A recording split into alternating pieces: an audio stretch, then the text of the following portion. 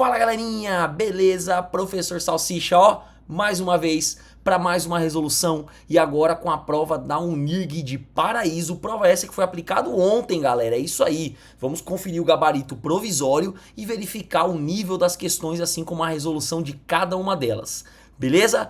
Bora para a resolução? Não se esqueça de se inscrever no nosso canal, não se esqueça de deixar aquela curtida, aquele comentário, compartilhar com seus colegas e garantir que a gente consiga ajudar cada vez mais os alunos. Beleza? Bora para a resolução. Meninos, vamos lá. Bom, primeira coisa importante, eu achei a prova mais tranquila, tá? A prova da Unirg bem mais tranquila aí do que a outra prova, as questões mais claras, ainda com alguns termos técnicos, tá? Mas eu achei a prova mais tranquila comparado à primeira prova e eu acredito que a banca vai levar esse padrão agora. Sempre se mantendo esse padrão de prova que a gente tá vendo aí. Então começa a aguçar esses termos técnicos porque eu acredito que você vai se deparar com eles nessa prova. Vamos lá. Bom, primeira questão, a questão número 31, ela fala o seguinte, ó. Na prática médica, é imprescindível que os profissionais tenham o domínio dos conceitos de concentração, visando garantir a segurança dos pacientes. Recentemente, um médico prescreveu um antiácido, hidróxido de magnésio, para um paciente, na concentração de 9% PV. Bom, bem aí a gente já tem uma situação. Porque a concentração PV, P/V, não é comum da gente trazer ela dentro das questões. Na verdade, seria a mesma coisa que concentração M/V. Seria massa-volume, mas ele está trazendo em forma de peso-volume. Tá? Então aí talvez traria uma dúvida. Meu Deus, o que significa esse PV? Talvez, na minha concepção, caberia um parentezinhos aí para deixar claro o que seria esse PV, porque até a MV a gente costuma colocar massa barra volume na frente para o aluno não ter dúvida. Mas beleza, deu para entender. P/V seria peso versus volume. Beleza? Ou seja, esse percentual de 9% seria basicamente o quê? A quantidade de peso em gramas em 100 ml de solução, que é o volume, beleza? E aí vamos continuando.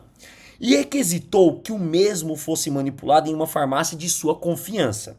Durante o processo de manipulação, o técnico de laboratório manifestou dúvidas sobre a unidade de concentração e solicitou ao médico que fornecesse a massa do soluto a ser pesada para atender a prescrição na concentração e volume desejados. Bom, quando ele fala massa de soluto, talvez ele já tenha entregado a informação que esse P é peso relativo à massa. Massa sobre volume, ou massa para volume. Beleza? Então talvez aí já daria para dar uma... Opa, eu já entendi o que significa. Beleza? Continuando. Assinar a alternativa que apresenta o valor correto da massa de hidróxido de magnésio a ser informado pelo médico para obtenção de 250 ml de uma suspensão oral. Então vamos lá. Vamos primeiro correlacionar essa informação que foi dada na questão. Quando ele fala para você que ele tem 9% PV, ele quer dizer o que para você? Então vamos lá, ó. 9% PV seria a mesma coisa que 9... Opa, esse 9 meu ficou feio. Seria a mesma coisa que 9 gramas para cada 100 ml de solução. Então essa é a informação que ele quis dizer quando ele deu essa 9% PV. Como ele falou que o médico vai prescrever para um total de 250 ml de suspensão oral, então 250 ml de suspensão oral está para X.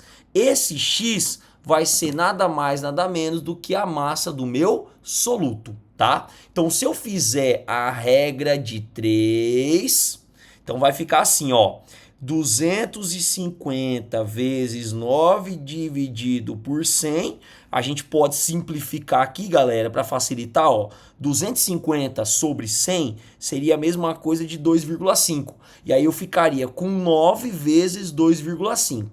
9 vezes 2,5, 22,5 gramas. Então, em 250 ml de solução oral, considerando que a gente tenha 9% peso-volume, letra A, 22,5 gramas da massa do soluto. Beleza, galerinha? Então, gabarito provisório, de acordo com a minha opinião, com o gabarito fixo da prova, beleza? Gabarito definitivo da prova, beleza, galerinha? Então aí nós temos uma questão que envolve cálculo de concentração, e aí é uma regrinha de 3 bem simples. O que talvez tenha apertado para mim seria você lembrar do que significaria esse PV, beleza? Tira um print para passar para os coleguinhas e bora para a próxima resolução. Próxima questão é uma concentração, é uma questão super legal, super tranquila. A gente trabalha demais questões assim na sala de aula já, que é uma questão de radioatividade, meia-vida, cinética radioativa, para os que gostam de falar bem bonitinho. Que fala assim, ó, algum tempo após a absorção de um medicamento, sua concentração no sangue atinge um valor máximo que a seguir decresce gradualmente devido aos efeitos de excreção e metabolização. Certo paciente de 79 anos recebeu 200 miligramas de um fármaco intravenoso, cujo tempo de meia-vida é de 8 horas. Então essa informação é importante, ó, tempo de meia-vida 8 horas. O que significa essas 8 horas, professor? É que cada vez que esse fármaco reduzir a sua amostra inicial pela metade, se passam 8 horas de duração. Considerando os conceitos de cinética química, e é correto afirmar que a concentração do fármaco será 93,7% menor após exatamente. Então vamos lá, primeira coisa importante. Quando ele fala para nós que esse fármaco vai ser 93,7% menor, o que você tem que entender? Você tem que entender o seguinte, se o teu total é de 100% e eu vou ter menos 93,7% menor, ou seja, vai se desgastar ou vai se consumir 93,7%, então me sobraria 6,3% aproximadamente. Isso daqui é o que vai restar do valor inicial. Aí você tem duas possibilidades. Possibilidade 1, você pode fazer uma cinética radioativa aí, uma cinética química, fazendo em cima do 100% até chegar no 6,3, dividindo pela metade, ou você pode pegar 6,3% desse valor e fazer as divisões até chegar no resultado. Então fica a seu critério, você tem dois caminhos diferentes. Eu vou fazer pelo caminho mais simples. Toda vez que você usa porcentagem, a forma mais fácil que você tem é a seguinte. O total é 100% e você sabe que vão se desgastar 93,7 ou vai sobrar 6,3. Então o que eu vou fazer? Metade de 100, 50, passou uma meia-vida de 8 horas. Metade de 50, 25%, passou mais uma meia-vida de 8 horas. Metade de 25, 12,5%, mais uma meia-vida. Metade de 12,5%, 6,25%, ou aproximadamente 6,3%. Ou seja, se a gente for levar o pé da letra, daqui para cá se desgastou 93,7% do valor, que foi exatamente a concentração do fármaco que foi consumida, e sobrou aproximadamente 6,3%. Se cada meia-vida é 8 horas, então eu tenho uma meia-vida de 8 horas aqui, mais uma meia-vida de 8 horas aqui, mais uma meia-vida de 8 horas, mais uma meia-vida de 8 horas, 8 e 8, 16, com 8, 24, com 8, 32, 32 horas depois, eu tenho 93,7% menor do que o valor inicial. Beleza, galerinha? Então, uma questãozinha simples de ser resolvida. Essas questões percentuais caem muito na radioatividade, tá, pessoal? Apesar de ele não ter falado de cinética radioativa aí, mas ele falou de cinética química, que envolve velocidade, lei de velocidade, e ele falou de meia-vida. Quando falar de meia-vida e quantidade inicial, quantidade final, você pode matar a cinética radioativa. Tem também o jeito de resolver essa questão usando aquela formulazinha da massa final em relação à massa inicial dividido por 2 elevado a n, sendo que n é o número de meia-vidas, que é essa fórmula aqui, ó. Massa final é igual a massa inicial dividido por 2 elevado a n, que é a formulazinha que você encontra lá na cinética radioativa. Só que essa fórmula, ela é a mesma coisa que você vai fazer para resolver por divisão. Ou seja, no final das contas, é mais difícil você usar a fórmula do que você fazer desse jeito. Então, assim, uma questão fácil, que tem vários caminhos diferentes para ser resolvidos e que no final vocês vão chegar na mesma resposta, que é a resposta do gabarito provisório e, na minha opinião, do gabarito definitivo. Beleza, galerinha? Espero que vocês tenham entendido. Tá aí a resolução à disposição e bora para a próxima questão. Vamos lá. Na próxima questão, ele fala o seguinte: no contexto médico, a compreensão da geometria molecular e do arranjo eletrônico é crucial para entender como os fármacos se ligam a alvos específicos, como receptores e enzimas, influenciando diretamente sua atividade e eficácia terapêutica. Acerca da estrutura das moléculas químicas, assinar a alternativa que apresenta o arranjo eletrônico da amônia. Gente, aí foi, na minha opinião, a questão de pegadinha. Nós trabalhamos constantemente na sala de aula a geometria, que é exatamente o que ele falou aqui, ó, no começo da questão, geometria molecular.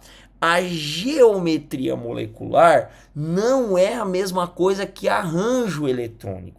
O arranjo é como se vocês fossem imaginar numa definição mais ampla, tá? Então é assim, a geometria são subclassificações que nós temos dentro do arranjo. E talvez foi isso que pegou um pouquinho, porque os livros nem sempre trazem essas definições. Geralmente a gente trabalha o quê? Geometria molecular. O arranjo molecular, o arranjo eletrônico é algo mais específico. Então a prova ela foi bem específica, que essa ideia técnica que eu venho falando, que essa banca da Unirg vem trazendo nas provas. Tá bom? Então vamos lá. Quando eu penso no arranjo eletrônico da amônia, eu vou pensar primeiro na geometria. Então a amônia, ela tem a seguinte geometria molecular: nitrogênio ligado a 3 hidrogênios com um par de elétron isolado. Essa geometria seria uma geometria piramidal ou pirâmide trigonal, certo? Que seria a geometria. Isso é a geometria molecular, certo? Essa é a geometria molecular da amônia. Beleza. Ah, professor, então o gabarito aí tem alguma discordância, porque para mim seria a letra C. Tá, mas deixa eu te explicar uma coisa, veja só. Quando a questão fala de arranjo eletrônico, não é a mesma coisa que a geometria. A amônia, ela é uma geometria piramidal, mas ela está dentro do arranjo tetraédrico. Se você for pegar uma tabela mais completa, opa, tô na frente. Se você for pegar uma tabela mais completa de geometria molecular, algumas tabelas mostram o arranjo e dentro do arranjo as geometrias. Por exemplo, o arranjo tetraédrico, a gente tem a geometria tetraédrica, a geometria piramidal e a geometria angular, que é da água, mas dentro do arranjo tetraédrico. Entenderam? Então, essa questão ela foi bem especificazinha na minha concepção. Talvez muita gente vai errar ou até mesmo vai entrar com recurso achando que é a geometria. Não é a geometria. Aqui eu estou falando de arranjo, por isso que está correto o gabarito provisório tetraédrico. Beleza, galerinha? Então tá aí a resolução para vocês. Dá uma certificadazinha, dá uma voltada lá na parte de arranjo e geometria para você entender um pouquinho melhor essas duas definições. Beleza, galerinha? Bora pra frente. Vamos lá. Questão 34. Outra questão que eu achei bem legal, e aqui também pega de novo um casozinho, que é o caso D4 e caso D9 na distribuição. A UNIRG, galera, ela vem pegando muita exceção dentro de questão. Então ela não pega o conteúdozinho geral que vocês estão acostumados. Dentro do conteúdo geral, ela tá pegando aquela exceção da exceção. Entenderam? Então vamos para a resolução para vocês entenderem melhor. Os elementos de transição têm várias aplicações na medicina devido às suas propriedades únicas. O cobre é usado em compostos antifúngicos e como parte de enzimas envolvidas em processos biológicos como a síntese do colágeno. Assina a alternativa que apresenta a configuração eletrônica do elemento cobre neutro. Quando ele fala cobre neutro, eu não estou falando do cobre na forma de íon. Eu estou falando da distribuição eletrônica do cobre 29, que é o número atômico dele. Aí, veja só, você poderia usar vários meios diferentes de resolver essa questão. Muita gente faria essa questão da seguinte maneira. Se eu quero a distribuição eletrônica do cobre neutro, cobre de número atômico 29, cujo tem 29 elétrons também, muita gente poderia pensar o seguinte: ah, professor, dá para fazer por eliminação. Como assim? Se eu olhar para a letra B, eu estou usando um gás nobre, que é o criptônio 36, e eu ainda vou acrescentar essa distribuição no número atômico dele. E já vai ultrapassar os 29. Portanto, a letra B já não seria a resposta. Sem falar que a distribuição condensada ali do criptônio, ó, tá errada, tá? A distribuição do condensado do criptônio teria que começar ali do nível 5S para frente. Pensar aqui, é isso mesmo, tá? Então ali estaria totalmente errado. Beleza, galerinha? Então já tá fora, tá? Na letra C, se você for somar, daria 29. Mas a distribuição tá errada. Primeiro que você já pode ver ali, ó, eu já vou chamar a atenção para isso daqui, ó. 2D, subnível D no nível 2, nível 2 não pode comportar o subnível D. O nível 2, no máximo que ele comporta é o P. Vocês têm que lembrar disso daqui, ó. 1S, 2S, 2P, 3S, 3P, 3D, 4S, 4P, 4D, 4F... Aí vem 5S, 5P, 5D, 5F e o 5 ainda poderia sustentar mais um subnível, que é o subnível G, que vocês nem estudam no ensino médio. Aí vem o 6S, 6P, 6D. O 6 ainda pode sustentar o 6F, o 6G e o 6H, que também vocês não trabalham no ensino médio. Aí tem o 7, aí por diante. Mas o que eu quero mostrar para vocês é que no nível 2 a gente não pode ter essa situação aqui, ó. Então a letra C também já estaria errado porque ela não existe na distribuição. E a letra D, vamos procurar, ó, a letra D tem a mesma situação da letra C, também já tá errado, ó. Não existe 2D. Então, se você fizesse dessa maneira, você já poderia direto matar a letra A. Agora, vamos entender por que a letra A tem 3D e 4S1. Então, vamos lá. Fazendo a distribuição eletrônica aqui do cobre, vamos primeiro fazer a distribuição seguindo o diagrama de maneira incorreta. Então, vamos lá. 1S2, 2S2, 2P6, 3S2, 3P6, 4S2, 3D9. Pera aí, não pode terminar em D9. Toda vez que terminar em D9, um elétron do S tem que vir para o D, por uma questão de estabilidade lá nos orbitais. Então a distribuição correta seria 4S1, 3D10, que é exatamente a distribuição que ele está colocando na letra A. Essa parte aqui, ó, é a distribuição condensada, que é o argônio 18, correto? O argônio 18. Continuando para o cobre, 4S1, 3D10. O fato dele ter colocado o 3D10 e o 4S1 pode ser uma distribuição geométrica junto com a condensada. Então essa sequência não necessariamente seria um item de se preocupar. O item de se preocupar aí tá com o número atômico, vulgo número de elétrons na distribuição eletrônica, e com o caso D9 pela estabilidade, por isso que ficou D10 e 4S1. Então a letra A está correta, que é também o gabarito provisório, que também vai ser o gabarito definitivo, com certeza. Aí não tem o porquê pedir anulação dessa questão. Tem que pedir nem modificação, tá corretíssima essa questão, beleza? Então a letra B tá errada na condensada, você já vê que tá errada, porque o criptônio, a subsequência aí teria que ser do 5S2 para frente. A letra C e a letra D não existe 2D, pelo amor de Deus, o nível 2 só pode comportar o subnível S e o subnível P, o D em diante é a partir do nível 3, então a letra A seria a única correta e está correta, não tem discussão. Beleza, galerinha? Estamos aí na questão 34, letra A corretíssima, não tem o que discutir. E lembrando, não se esqueça de se inscrever no canal, deixar tua curtida, compartilhar com teus colegas e fazer aquele comentário, beleza, galerinha? Bora fortalecer esses vídeos aí. Vamos para a próxima questão, questão 35. E cara, gente, eu respondi uma questão quase idêntica a essa no meu vídeo da UNIRG de 2024.1. Olha a importância de você acompanhar o canal antes das nossas provas, antes de fazer as provas, acompanhar o canal e acompanhar as resoluções. Fiz essa questão de maneira detalhada, cara. Meu Deus, quem siga o canal, cara, matou essa questão. Eu tive uma aluna minha que mandou mensagem depois da prova, falou: professor, o senhor acertou, a questão tava igualzinho lá, igualzinho que o senhor fez no canal, tava lá. Eu fiz a resolução sorrindo, professor. Tá vendo? Quer sorrir na resolução? Segue aí, galera. Se inscreva e participa aí, galera. Vamos lá. Questão 35 fala o seguinte: certa indústria farmacêutica francesa realiza frequentemente uma reação de carboxilação em um surfactante micelar, que é o SM de uso médico.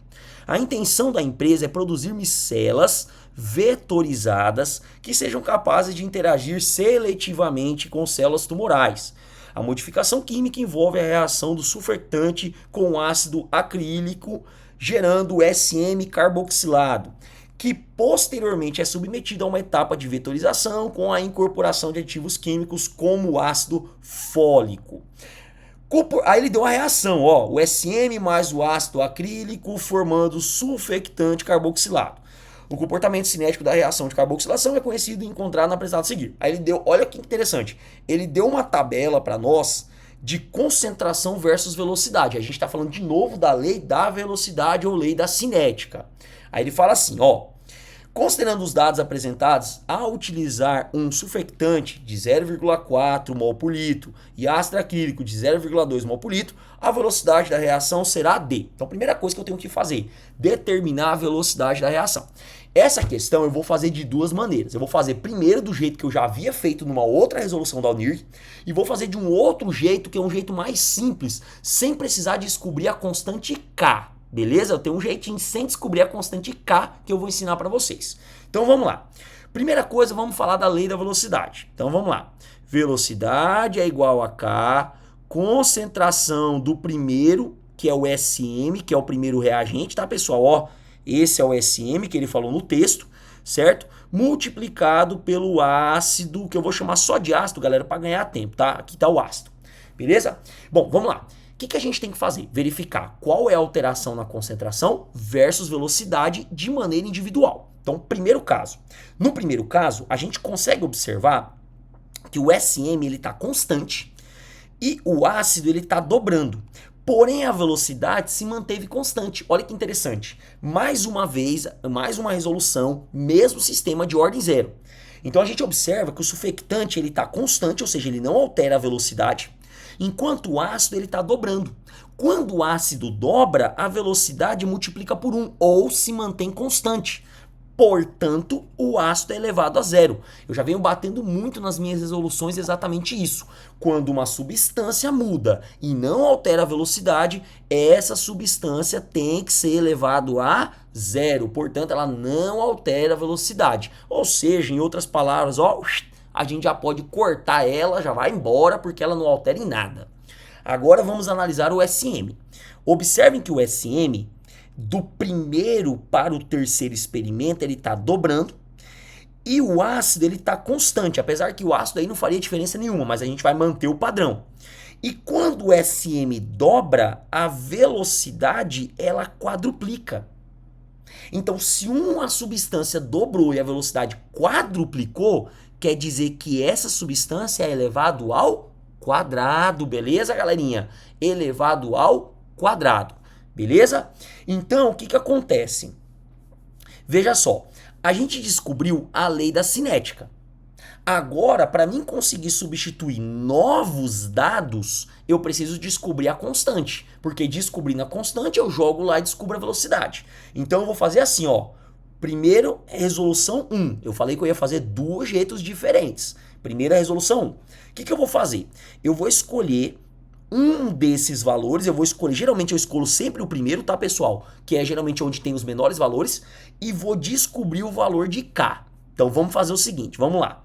Primeira resolução, velocidade é igual a K multiplicado pelo SM elevado ao quadrado. Não vou colocar o ácido porque o ácido é elevado a zero e zero não vai alterar em nada. Substituindo os valores, 0,2 é igual a K, concentração do SM elevado ao quadrado, tá, pessoal? Ó, a concentração do SM quando a velocidade é 0,2 é 0,1. 0,2 é igual a K vezes 0,01, que é 0,1 ao quadrado. Quem está multiplicando passa dividindo. K vai ser igual a 0,2 dividido por 0,01, que vai dar igual a 20. Beleza, galerinha? Pronto, descobri o valor de K. Agora, o que eu vou fazer? Eu vou substituir. Velocidade é igual a K, concentração de SM ao quadrado. Só que agora eu vou substituir o valor que ele deu na questão. Então, velocidade é igual a 20, que é a constante que eu descobri, multiplicado por 0,4 ao quadrado. Velocidade é igual a 20 vezes 0,4 ao quadrado, 0,16. Beleza? Então, velocidade vai ser igual a... Se eu pegar 20 e multiplicar por 0,16, 20 vezes 0,16... vai dar igual a 3,2, que é exatamente o gabarito provisório, que na minha opinião também é o gabarito definitivo e não tem o que discutir. Beleza, formato 2, vou fazer de um outro jeito agora. Qual que é o outro jeito que eu vou fazer? Eu vou imaginar a continuação da tabela. Qual que é a ideia que eu quero que você entenda?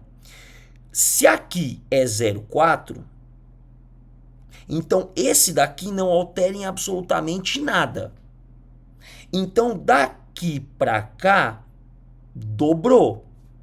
Então, daqui para cá, a velocidade tem que quadruplicar. Porque a regra fala que se eu estou elevado ao quadrado, se eu dobro a concentração, eu quadruplico a velocidade. Se eu pegar 0,8 e quadruplicar esse valor, ou seja, multiplicar 4 vezes esse valor, 8, 8, 16, 24, 32, 3,2, que é exatamente a letra D também. Beleza? Então, dois jeitos diferentes. Agora, detalhe, eu só consigo fazer isso porque eu tenho apenas uma substância interferindo na velocidade e porque de 0,4 eu consigo achar uma proporção na tabela. Se eu tivesse mais de uma substância, já seria complicado, porque eu teria duas variáveis simultaneamente. Então eu não conseguiria fazer essa resolução dessa maneira. Então esse macete que eu fiz aqui é porque eu só tenho uma substância e essa substância na tabela, pelos dados que foram dados, altera proporcionalmente. Então, beleza, dá para fazer. Mas o certo em qualquer situação é isso daqui. Por isso que eu gosto de ter muito cuidado. Faz o certo e faz o macete, mas o aluno ele precisa entender o que tá certo. Beleza, galerinha? Não vai confiando nesses macetezinhos fácil que diz que é uma misteriosa milagre para resolver questão, que tem questão que você não faz desse jeito, não. Então, cuidado. Por isso que primeiro vocês vão me ver fazer do jeito certo e depois eu vou fazer o macete alertando que tem horas que não vai dar certo. Beleza? Bora para a resolução. Então, bora para a próxima questão. Última questão da prova da Unirg de Paraíso. Também uma questãozinha tranquila, uma questão de diluição, não tem muito que bater cabeça. Eu falei de solução estoque em outras resoluções da própria Unirg, então quem também assistiu os vídeos matou essa questão fácil, fácil. Questão 36 fala assim, ó, o azul de metileno é utilizado em cirurgia como um corante vital para auxiliar na identificação de tecidos e vasos sanguíneos. Certo profissional da área médica precisou instruir o setor farmacêutico do hospital para preparar 20 ml de uma solução na concentração de 2% PV, de novo, peso, volume. O preparo deveria ocorrer a partir de um estoque comercial de volume 100 ml que apresentava uma concentração de 16% PV, ou seja, eu mantive a concentração, mantive a unidade da concentração, desculpa. Eu preciso uma concentração de 2%, mas eu tenho uma concentração de 16%. E quando ele fala que ele tem uma solução em estoque de 100 ml, não necessariamente você vai pegar os 100 ml, você vai pegar um determinado quantitativo, ou seja, uma alíquota desse valor a 16% e vai diluir até chegar em 2%. Nesse procedimento, o médico deverá instruir os profissionais a coletarem uma quantidade da solução estoque e adicionarem uma quantidade de água destilada, que é o solvente, para obtenção da concentração desejada, ou seja, uma diluição. Então vamos lá para a fórmula da diluição, galera. Concentração vezes volume inicial é igual a concentração vezes o volume final. A concentração que eu tenho inicial é de 16%. E o volume inicial eu não faço a mínima ideia. Ah, professor, mas o volume que eu tinha da solução estoque é 100%. Tudo bem, mas você vai coletar um volume que você não sabe qual é. Então você vai tirar um determinado volume desse 100 a 16% para obter 2%. No final, ele quer obter 20 ml a 2%.